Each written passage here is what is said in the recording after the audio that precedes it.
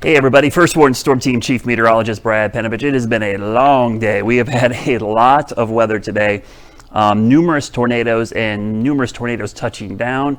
We're waiting for some official numbers for the tornadoes, which we'll talk about here in a second. But let me focus on the threat tonight because we've got so many flood warnings. It's really hard to even break them all down for you because essentially every county is under some type of flood advisory or flood warning right now. The good news is the rain is beginning to let up. A lot of this rain is pushing off to the north and east and actually beginning to let up a little bit.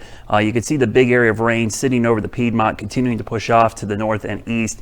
As I widen this out, I'm going to turn the regional radar on just to show you how this whole band is extending off to the east. So a couple things to notice here.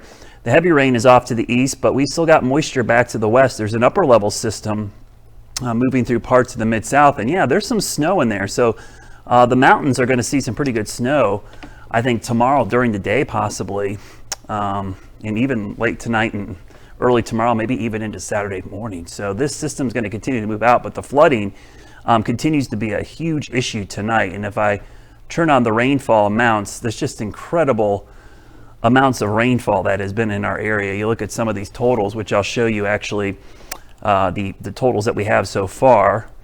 This is based on the reports that we're getting from the individual airports and official reporting stations. So 3.06 in Charlotte, which is a daily record, 3.83 in Lincolnton, 5.24 in Hickory. Really amazing amounts of rainfall. This is just since midnight last night. So we're coming up here close to 20 hours ago. Concord, your gauge is always broken, so don't read into that. But pretty impressive to see the number of amounts that are over 3 and 4 inches. So just a crazy amount of rain. And that rainfall total for the Charlotte area clearly was a record. Our old record was 2.91 for this date. The new record is 3.06, and it's still raining, so there's a good chance we could see that record obliterated even more overnight. A couple of things, good news to pass along to you. Obviously, there is no longer a tornado watch in effect for our area. That watch is all the way off to the east now. The flood watch is still up. This flood watch is going to be up, I think, through midnight tonight. So I'm actually going to change that. I don't know why we have that. It says this evening. It should be through midnight as we see that heavy rain begin to exit the region. So see if I can get that to pop up there for you. There we go. So what I'm going to do is change this while I'm talking to you.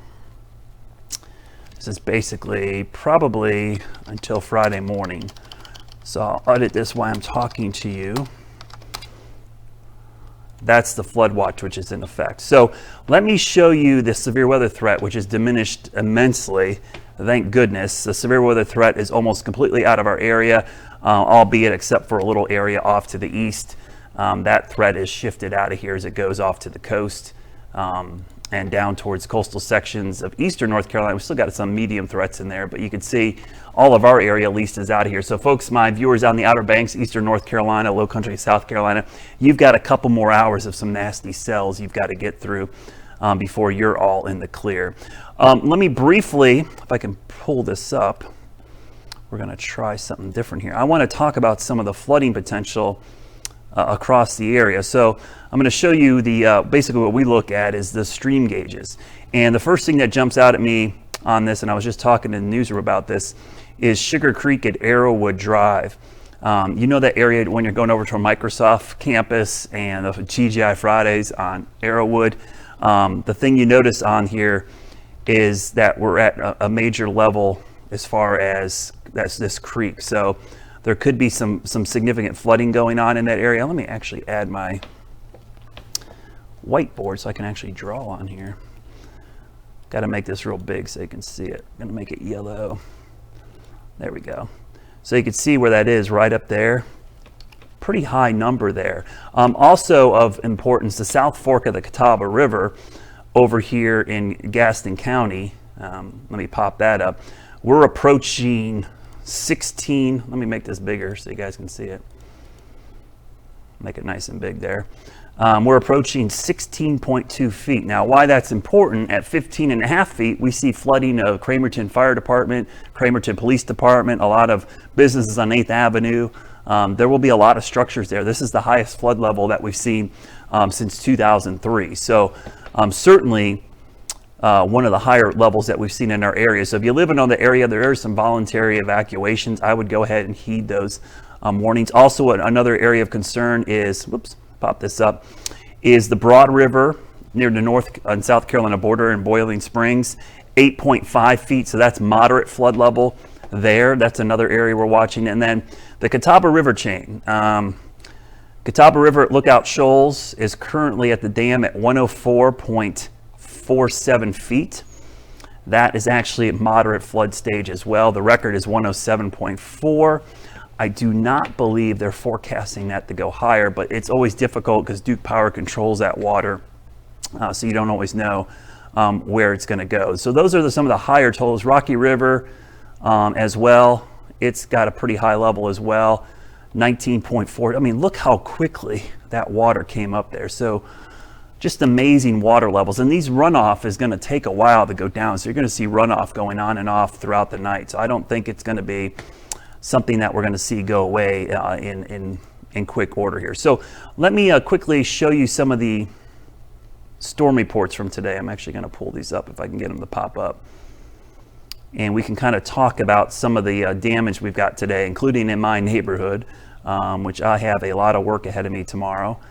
Let's pop these up a little bit bigger so you can see these.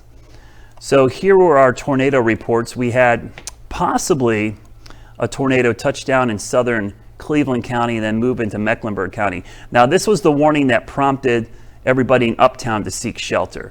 But then we had another spin up right here near Carowinds in the Lake Wiley area. That was actually the one that went through my neighborhood.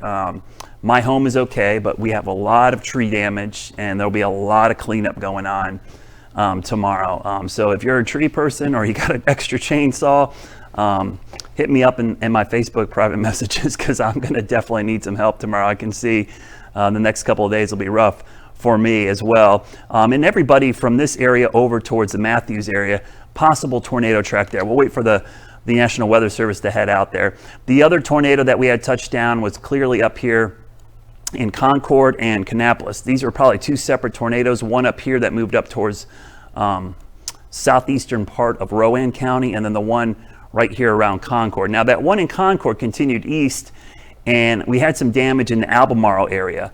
Maybe possibly the same tornado track, we're not sure yet. Possibly two separate ones there. Again, all of this we'll know more tomorrow as the Weather Service gets out there and survey it. When I get up first thing in the morning, I'm going to fly my drone over my neighborhood, try to get a path that I can see where it basically set up. But what I wanted to show you was the video that my former house, they're our neighbors now, they only live 2 blocks away from me.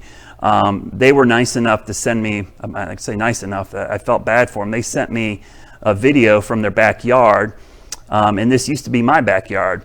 We moved within our neighborhood about 2 years ago. Within our neighborhood, we loved our neighborhood so much, we just moved into a different house in our neighborhood. But we're still in good contact with our neighbors and the people that bought our house. And I wanted to show you this video because it's pretty crazy. So I'm going to play it. And this is their backyard. This is the covered porch here. And as we watch this, you'll see it's kind of dead calm. Not much going on. If you look over the fence line, you start to see something going on over in this area. It looks like some strong winds developing. In fact, the camera's trying to pick it up.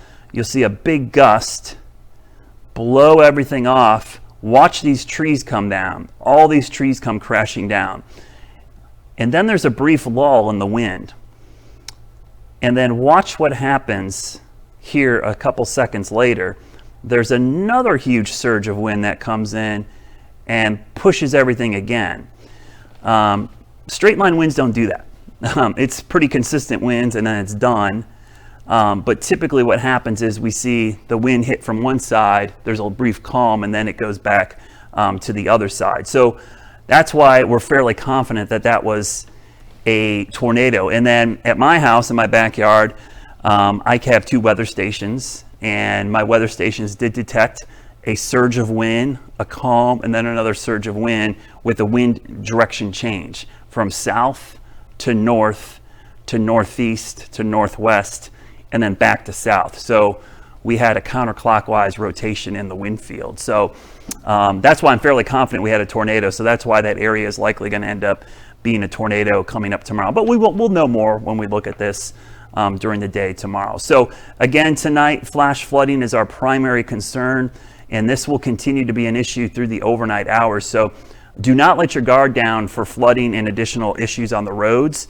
As far as tornadoes and wind, we can breathe a little bit of a sigh of relief, though I will tell you the winds will be gusty tonight behind the front when it pushes through, and any weakened trees are certainly going to have issues. We're possibly going to see the saturated soil lead to some trees getting knocked down again, and anything that's weak or leaning from today's storms certainly could cause some issues during the overnight hours. So let me show you the Futurecast so I can show you how quickly this mess is going to move out of here. I'll pop this up full screen so it's a little easier to see. Obviously heavy rain over us right now. As we get closer to the midnight hour, everything starts to move out, dries out, and yeah, that's snow heading into the mountains tonight. That's how cold it's going to be tomorrow. Cold and windy with snow showers in the mountains, and then drying out for Saturday before the next surge of moisture comes in. And because I can never do a Facebook Live without talking about a little bit of snow, we'll talk about that snow in the mountains. I'm going to pause it right there. But you can see by Friday night, we've got a pretty good surge of snow there in the North Carolina mountains. Some of these areas, Roan Mountain, Beech Mountain, Sugar Mountain, up towards Mount Rogers, could pick up 2 to 4 inches, maybe some higher amounts. And then there'll be another surge of moisture coming in, it looks like Saturday, which could enhance this even more. So, we go from springtime conditions to, some pretty crazy, almost winter-like conditions. So, again, snow is always fun to talk about. I'd much rather talk about snow than tornadoes like we had today, because a lot of people are picking up the pieces, scared a lot of people today. I hope everybody had a safety plan. I was really happy to see a lot of people actually enact their safety plan and seek shelter. A lot of people didn't. Use this experience as a lesson. Everyone in your household, your business, your school, your church needs to have a severe weather plan. There is no excuse not to have a plan in place. It costs you nothing to do. It just means everybody knows where to go and what to do. The first part is identifying in your building where is a safe place to go. It's got to be away from the outside walls, windows, and whatnot, and getting towards the middle of the building that is going to be safe. I've seen too many times today where some schools were under a tornado warning and didn't do anything. They kept the kids in their classroom. I saw a lot of businesses not do anything. I saw a lot of people at home get caught off guard and not know what's going to happen. I know it's tough to get the information. My job and us here at WCNC is to get that information too. We try to give you as many days notice as possible, but these warnings are going to spin up quickly. The goal is that you have a plan in place so that when there is a warning, you can act on it and not everybody stand around and look at each other and go, what do we do? And nobody does anything. It's like inaction actually causes everybody to be paralyzed and not take any action. So just use it as a lesson today. Hopefully everybody learned something from today. We'll learn from it. We'll do better next time. There's a lot of things we could have done better leading up to this to get the information out quicker, better. But that's the way these things go. So hopefully everyone's safe today. If you had damage, please be safe on the cleanup.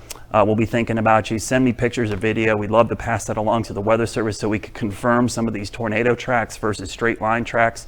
This is valuable information as we look across the area. So we'll be on tonight at 11. Aisha Scott's in here with me as well. We'll talk about the flooding throughout. We're going to have some live reports from some of the flooding locations and recap some of the damage as we look back at a busy day, which started now, for me, 12 hours ago, when we started first starting to see some of these severe storms move in. So I'll see you tonight at 11, and if anything changes, I'll pass along warnings here.